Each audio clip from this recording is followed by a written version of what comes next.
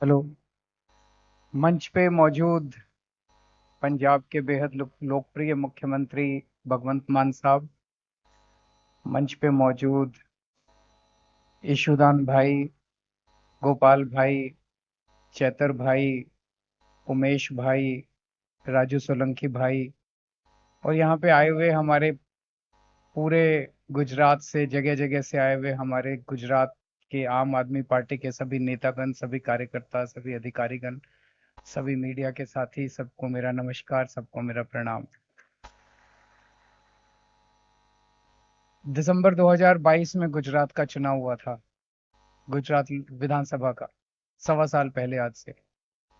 मुझे याद है जब 2 साल पहले हम गुजरात में चुनाव लड़ने के लिए पूरी जोर शोर से आए थे, तो सब लोग कहते थे आम आदमी पार्टी का कुछ नहीं होने वाला, यहाँ तो दो ही पार्टी चलती है।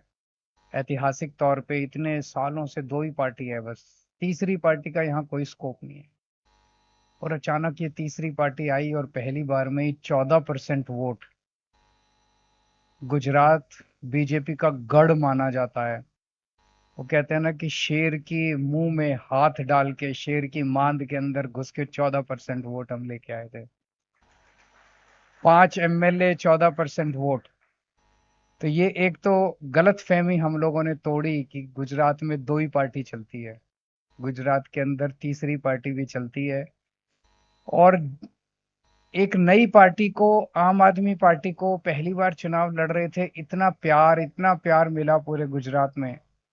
टाइम कम था, इसीलिए बहुत ज्यादा प्रचार नहीं कर पाए, अपनी बात नहीं रख पाए अच्छे से, कोने कोने में नहीं पहुंच पाए, संसाधनों की कमी है।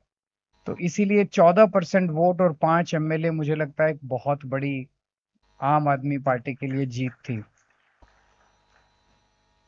जितनी ईमानदारी और शिद्दत के साथ, मेहनत के साथ पूरे देश भर में आम आदमी पार्टी लगी हुई है और काम कर रही है, जनता के लिए काम कर रही है, जनता के मुद्दों के लिए, आपके बच्चों की शिक्षा के लिए, आपके परिवार के इलाज के लिए, आपकी सड़क के लिए, बिजली के लिए, पानी के लिए, कोई पार्टी काम नहीं करती। कोई पार्टी। यहाँ पे 156 सीट आई, गुजरात में 156 सीट दी लोगों ने बीजेपी को। और क्या देंगे इससे फालतू, क्या प्यार देंगे लोग? मैं देख रहा हूँ 1.25 साल में एक धेले भर का काम नहीं किया 156 सीट आने के बाद। उसके थोड़े दिन पहले हमारी पंजाब में सरकार आई है, पंजाब में इतने काम हो रहे हैं, इतने काम हो रहे हैं पंजाब के अंदर, अभी मान साहब गिना रहे थे। और ये क्या, 156 आ गए, अभी भी दूसरी पार्टियों को तोड़ तोड़ के अपने में ला रहे हैं, अभी भी दूसरी पार्टियों के एमएलए तोड़ तोड़ के ला रहे हैं। तो ये काम करने, एक ही पार्टी है आज देश के अंदर जो देश के लिए काम कर रही है, भविष्य के लिए काम कर रही है। और मेरा दिल कहता है एक दिन ऐसा जरूर आएगा जब इस देश को भाजपा से मुक्ति आम आदमी पार्टी दिलाएगी। मेरा दिल कहता है एक दिन ऐसा जरूर आएगा जब केंद्र के अंदर आम आदमी पार्टी सरकार बनाएगी। और जब वो दिन आएगा, और जब आम आदमी पार्टी का इतिहास लिखा जाएगा, और ये देखा जाएगा कि एक छोटा सा नन्हा सा पौधा जो 2012 में शुरू हुआ था, वो बढ़ते बढ़ते बढ़ते राष्ट्र पार्टी कब बनी और किसने बनाई, तो गुजरात का नाम सुनहरी अक्षरों में लिखा, गुजरात के लोगों ने बनाई। गुजरात के लोगों ने राष्ट्र पार्टी बनाई और गुजरात के लोगों ने आम आदमी पार्टी को राष्ट्र के ऊपर, मानचित्र के ऊपर खड़ा किया। पिछले दो चुनाव से, 2014 और 2019, दो चुनाव से आप 26 की 26 सीट भाजपा को देते आ रहे हो। क्या मिला आपको? भाजपा को 26 की 26 सीट दी, इन 26 लोगों ने आपके लिए कोई काम किया? एक भी काम किया? क्या मिला आप लोगों को? इतनी समस्याएं आई आपकी, इतनी समस्याएं आई, पेपर लीक हुए, इतने पेपर लीक हुए और फिर पेपर लीक हो रहे हैं। एक भी बार एक भी सांसद ने, एक भी एमपी ने संसद में आपकी आवाज उठाई? कितनी बार शराब घोटाले हुए यहां पे, शराब की वजह से कितने लोग मारे गए? एक भी सांसद ने आपकी आवाज, कहां थे वो लोग जब आपके यहां पे शराब घोटाला हो रहा था और शराब की वजह से, नकली शराब की वजह से यहां पे लोग मर रहे थे? कहां थे आपके 26 के 26 सांसद? घर में बैठ के सो रहे थे। कहां थे आपके 26 के 26 सांसद जब आपके बच्चों की परीक्षाएं लीक हो रही थी?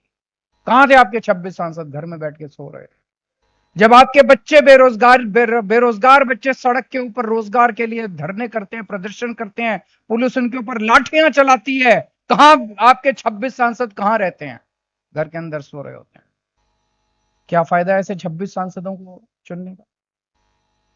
क्या फायदा ऐसे 26 सांसदों को चुनने का? हमें क्या मिलता है कि ऐसे ऐसे ऐसे सांसदों? कहां थे ये लोग? आज मैं गुजरात के लोगों को यही कहने के आया हूं, आप 26 उनके देते हो, इस बार एक बार दो मेरे दे के देख लो।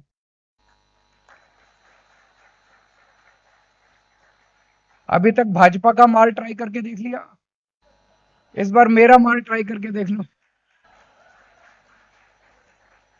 मेरे दो जिता के देख लो। मैं आपको बता रहा हूं, जैसे अभी मान साहब कह रहे थे, एक दिन नहीं बीतेगा जब लोकसभा के अंदर गुजरात की आवाज नहीं उठाई जाएगी, आपके मुद्दे उठाए जाएंगे।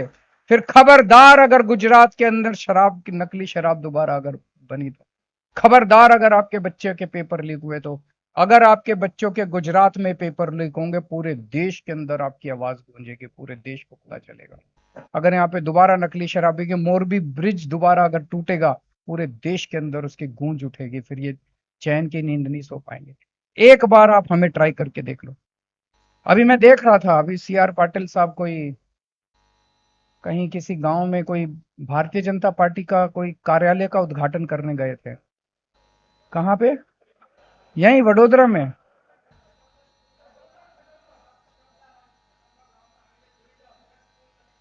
हाँ, खटंबा गांव में भारतीय जनता पार्टी का ऑफिस का उद्घाटन करने गए थे।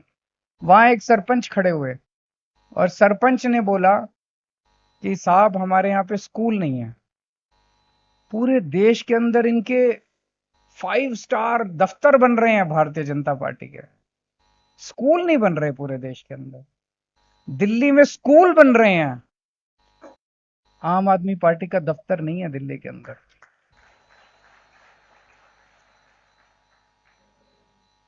30 साल गुजरात में राज करने के बाद अगर वहां पे अगर जनता से एक आदमी अगर खड़ा होकर कहे कि साहब आपका दफ्तर बन रहा है, ये तो बहुत अच्छी बात है, एक स्कूल भी बनवा दीजिए, तो शर्म से डूब मरने की बात है। इन्होंने किया क्या 30 साल के अंदर? हमने अगर 2 साल में पंजाब में इतने स्कूल बनवा दिए, 2 साल में, केवल 2 साल में। 10 साल में दिल्ली के अंदर गांव घर घर के मतलब मोहल्ले मोहल्ले के अंदर स्कूल बनवा दिए, अस्पताल बनवा दिए। ये लोग नहीं कर सकते, कभी करेंगे नहीं, इनकी इच्छा ही नहीं है काम करने की आपके लिए। केवल सत्ता चाहिए, पैसे से सत्ता, सत्ता से पैसा, पैसे से सत्ता, सत्ता से पैसा। चैतर भाई मेरी नजरों में बहुत बड़े हीरो हैं, और मुझे बेहद गर्व है कि चैतर भाई हमारी पार्टी में है। आज के दौर में ऐसे बहुत कम लोग मिलते हैं जो दूसरों के लिए जेल जाते हैं, दूसरों के लिए सब कुछ कुर्बान कर देते हैं। इनको गिरफ्तार किया गया, क्यों गिरफ्तार किया गया? फॉरेस्ट डिपार्टमेंट वाले इनके इलाके के अंदर गरीब किसानों की जमीनें छीन रहे थे, यही था ना मामला, जमीनें छीन रहे थे। इन्होंने बीच में पड़ के उनको, फॉरेस्ट डिपार्टमेंट वालों को रोका, किसानों को उनकी जमीनें वापस दिलवाई, और यही केस करके इनको गिरफ्तार करके जेल में डाल दिया गया। हद तो तब हो गई, बीजेपी वाले इतने गिर गए। अरे तुम्हारी लड़ाई तो चैतर से है, चैतर को नहीं, उनकी वाइफ को भी पकड़ के जेल के अंदर डाल दिया। इतना गंदा, और कौन होता है इतना गंदा? अरे तुम्हारी लड़ाई उनसे, उनकी वाइफ को तो छोड़ दो, कम से कम बख्श दो, परिवार को तो बख्श दो कम से कम। इतने गंदे लोग हैं। उनका मकसद क्या था? उनका मकसद था चैतर को तोड़ना। उसके पहले भी साल भर से चैतर के चक्कर लगा रहे थे, बहुत दिनों से, चैतर तू आ जा हमारी पार्टी में, तू आ जा। वो यही करते हैं, इतने करोड़ रुपए ले ले, तू आ जा हमारी पार्टी में, आम आदमी पार्टी में। क्या जब वो नहीं टूटा चेतर, तो उसको गिरफ्तार कर लिया। जेल में इतनी बार बीजेपी वाले मिलने के लिए गए, आ जा, कब तक जेल में रहेगा, ये करेगा, वो कब तक। हम दोनों मिलने गए थे, मैं और भगवंत मान दिल्ली से आए थे, हम दोनों मिलने के लिए गए थे चेतर भाई से और उनकी वाइफ से जेल के अंदर। चेतर नहीं टूटा, उनकी वाइफ भी नहीं टूटी। चेतर को, चेतर तो चलो राजनीति के अंदर है, राजनीति में ये चलता रहता है। जब उनकी वाइफ से हम जेल में मिले तो उनकी वाइफ के चेहरे पे भी मुस्कान थी। हमें लगा वो नाराज होंगी, हमसे गुस्सा होंगी। हम दोनों आए हैं कि क्या कर रहे हो आप लोग, हमारा तो परिवार बर्बाद हो गया ये। नहीं, वो भी मुस्कुरा रही थी और मुस्कुरा के उन्होंने कहा चिंता मत कीजिए, हम यहाँ पे ठीक हैं। मतलब सलाम करता हूं मैं इनकी वाइफ को। आज ये दोनों वापस आए हैं और मैं उम्मीद करता हूं कि भरूच सीट से वहां के लोग इनको भारी बहुमत से जिता के, ऐतिहासिक बहुमत से जिता के भेजेंगे। उन्होंने, मैं सुन रहा था अभी, बोला 50,000, 50,000 नहीं, ऐतिहासिक बहुमत से जीत होनी चाहिए चेतर भाई की।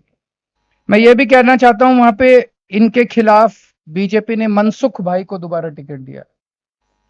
मनसुख भाई अब बेचारे बुजुर्ग हो गए हैं, रिटायर। उन्होंने इस्तीफा भी दे दिया था, मुझे पता चला बीजेपी से उन्होंने इस्तीफा भी दे दिया था। उनका इस्तीफा नहीं लिया उन लोगों ने। तो आप, चेतर युवा है, वो आपके लिए काम करता है, आपके लिए जुझारू आदमी है, रात दिन आपके लिए काम करता है। मनसुख भाई को तो 30 साल हो गए, 30 साल से अब बहुत होते हैं 30 साल। अब नया आदमी ट्राई करो ना, उसको छोड़ो, अब नया आदमी ट्राई करो। तो मैं भरूच की जनता से यही अपील करता हूं ना, पूरे भरूच के अंदर गरीब इलाका है, आदिवासी लोग हैं, और इन लोगों को आदिवासियों से नफरत है, बीजेपी वालों को। हेमंत सोरेन के साथ बताओ क्या किया। मैंने पूरा केस स्टडी किया, हेमंत सोरेन बिल्कुल निर्दोष है। क्यों उसको पकड़ के डाला? आदिवासी है इसलिए उसको पकड़ के जेल में डाल दिया। सबसे बड़ा आदिवासी, आज अकेला आदिवासी मुख्यमंत्री है पूरे देश के अंदर, उसको पकड़ के उन्होंने जेल में डाल दिया। तो नफरत करती है भारतीय जनता पार्टी आदिवासियों से। आज पूरे आदिवासी क्षेत्र जितना भी है गुजरात के अंदर, उसको सबसे पिछड़ा क्षेत्र बीजेपी वालों ने रखा। 30 साल में बाकी जगह थोड़ा बहुत डेवलपमेंट किया हो, लेकिन गुजरात के आदिवासी क्षेत्र के अंदर कोई स्कूल नहीं बनाए, कोई अस्पताल नहीं बनाए, कोई रास्ते नहीं बनाए, कुछ नहीं। केवल केवल जितना पैसा आदिवासियों का आता है वो सारा पैसा खा जाते हैं ये लोग। तो मेरी एक रिक्वेस्ट है, अपील है पूरे आदिवासी क्षेत्र से, इस बार अपने बेटे को, चेतर को जिता के भेजिए। हमारे भावनगर से हमारे उम्मीदवार उमेश भाई, मुझे नहीं पता ये कितने लोगों को पता है कि विधानसभा चुनाव के कुछ महीने पहले उमेश भाई के ऊपर बीजेपी वालों ने जानलेवा हमला किया था। वो तस्वीरें अगर आप देखेंगे तो आप भी डर जाएंगे। अस्पताल की इनकी तस्वीरें, इतना मारा था, रॉड से मारा था इनको, इनके पैर टूट गए थे। एक बार तो लगा था कि बचेंगे कि नहीं बचेंगे, लेकिन वो वहां से निकल के आए हैं। और किस लिए वो भी कह रहे थे कि तू भी आम आदमी पार्टी छोड़ के आ जा, आम आदमी पार्टी।